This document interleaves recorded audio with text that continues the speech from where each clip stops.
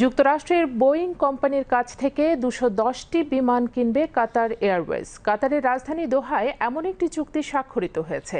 এতে স্বাক্ষর করেন মার্কিন প্রেসিডেন্ট ডোনাল্ড ট্রাম্প ও কাতারের আমির Sheikh Tamim bin Hamad Al Thani. সংবাদ মাধ্যমের সাথে কথা বলার সময় ট্রাম্প বলেন, চুক্তিটি ১৬০টি বিমানের জন্য এবং এর মূল্য $২০০ বিলিয়ন।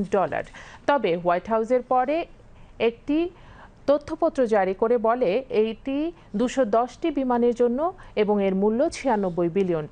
এই চুক্তির মধ্যে MQ-9B ড্রোনের জন্য একটি অফার অ্যান্ড অ্যাকসেপ্টেন্স চিঠিও ছিল। এ সময় দুদেশের মধ্যে সহযোগিতার বিষয়ে একটি যৌথ ঘোষণাপত্র স্বাক্ষরিত হয়েছে।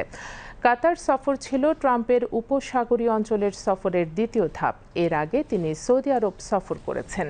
ইসরায়েলকে আনুষ্ঠানিকভাবে স্বীকৃতি দিতে দেশটিকে আহ্বান জানিয়ে আব্রাহাম অ্যাকর্ডসে যোগ দেওয়ার আহ্বান জানিয়েছেন ট্রাম্প। তিনি একে মধ্যপ্রাচ্যের শান্তি প্রতিষ্ঠার পথে একটি ঐতিহাসিক পদক্ষেপ এবং তার জন্য ব্যক্তিগত সম্মানের বিষয় হবে বলেও উল্লেখ করেন। প্রসঙ্গত, আজ সংযুক্ত আরব আমিরাত সফরের মাধ্যমে ট্রাম্প তার 4 দিনের সফর শেষ করবেন।